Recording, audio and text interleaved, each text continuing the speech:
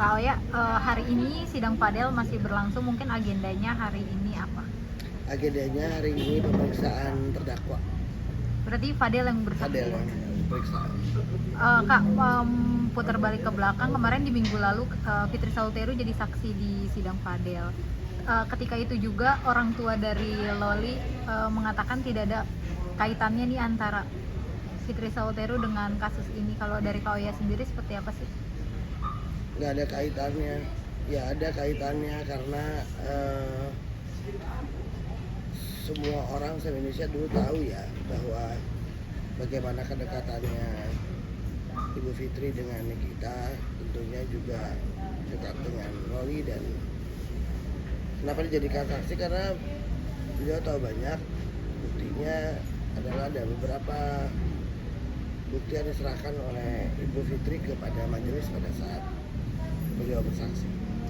Ketika itu juga kemarin sempat menanyakan kepada NM, ibu dari Loli, siapapun yang bersaksi, Fadel tetap dihukum seberat-beratnya. Kalau dari Kak Oya sendiri menanggapinya seperti apa sih? Ya nggak apa-apa, sah-sah aja lah seorang ibu bicara demikian ya.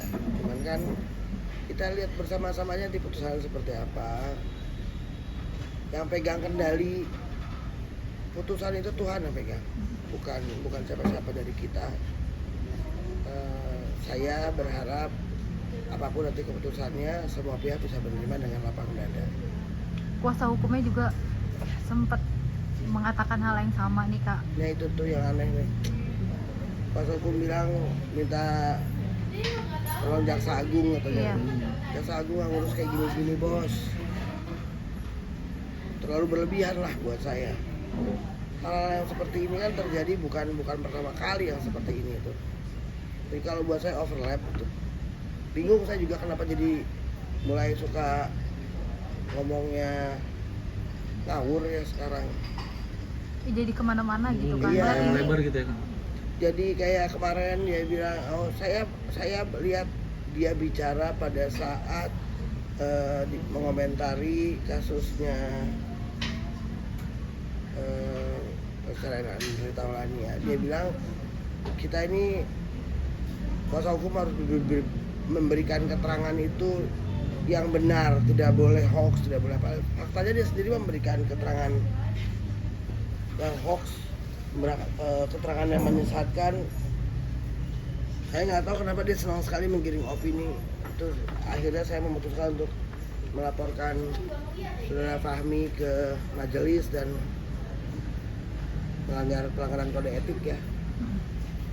Mungkin ini Mungkin bisa sudah diperjelas Kak, dilaporkannya kapan tepatnya? Ya saya melaporkan itu pada saat sidang sebelum Bu Fitri 24 Juni saya laporkan. Terkait apa Kak? Apakah mungkin? Terkait statement dia yang menyesatkan itu, yang tidak benar dan 1000% bohong besar itu. Ya dia menyampaikan bahwa di sini katanya yang memesan obat adalah Fadel, tegas-tegas dalam fakta persidangan tidak seperti itu. Ngawur semua itu. Ya kalau mau bela klien bolehlah bela, tapi yang bener lah ngomongnya gitu. Saya selama ini juga nggak pernah nyinggung kan, nyenggol. Nggak usah lah kasih berita-berita yang tidak bisa dipertanggungjawabkan. Akhirnya saya melaporkan kepada majelis karena ini buat saya nih gak baik lah. Katanya senior, tapi kok begini gayanya. Saya selama ini sabar, lama-lama marah juga saya. Ya. Sejauh ini dari laporan kemarin Kak Oya itu udah ada pemanggilan Fahmi Bahmika sendiri? Oh saya nggak tahu karena kan itu internal dia punya asosiasinya ya, apakah sudah dipanggil atau belum. Tapi ketika saya memberikan ini kepada majelis, Respon mereka bagus. Mereka kaget juga kenapa Fahmi bisa ngomong gitu. Saya rasa diketawain juga lah sama majelis sama jaksa, karena faktanya nggak seperti itu. Ini buat efek jera juga nggak sih Kak untuk seorang Fahmi? Mungkin kan selama dari kasus Fadel ini dari awal dia sudah membuka isi persidangan yang harusnya tertutup ya Kak? Iya, Tapi kan dia memutarbalikannya seolah saya katanya yang membuka. Kapan saya buka? Terus dia seperti lebih tahu isinya materi sidang ya. Sementara dia tidak ada dalam ruangan itu. Kalau nggak di dalam ruangan itu kenapa berani membuat statement? Jangan berasumsi lah, jangan menyebarkan fitnah lah, nggak bagus.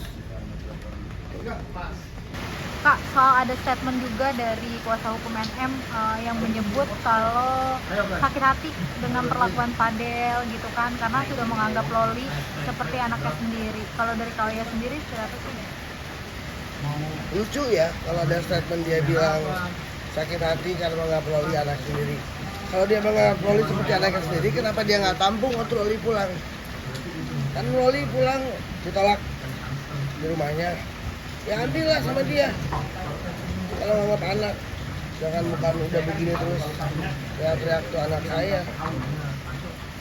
Sangat menyayangkan juga ya, Kak. Ya buat saya ini aduh apa-apaan sih begini-begini. Oh ya, di posisi sekarang ini kan dari kemarin pun kalau kita lihat ke belakang posisinya Fadel ini sangat tersudut. Apalagi sekarang kuasa hukum dari ibunya NL Loli ini makin banyak melebar dan segala macam. Pokoknya melihatnya gimana sih Kak? Sempat geram nggak sih melihat statement seperti itu? Geram sih enggak ya, cuma saya menyayangkan aja. Kan katanya dia advokat senior. Ya tahulah bagaimana harus berlaku gitu kan. Jangan cuma bisanya nyebar berita yang nggak benar gitu. Jadi kalau buat saya apapun yang dituduhkan sekarang kan sudah proses persidangan, bahwa benar atau tidak yang dituduhkan nanti kan hakim akan memutuskan apa yang benar. Karena kalau saya lihat sepanjang perjalanan dari awal sampai sekarang, seandainya ini sidang terbuka, seandainya, waduh, nggak bakal berani dia ngomong kayak gitu, nggak bakal berani dia nyebar berita nggak benar, karena seluruh Indonesia akan dengar langsung apa yang disampaikan dalam persidangan. Itu aja.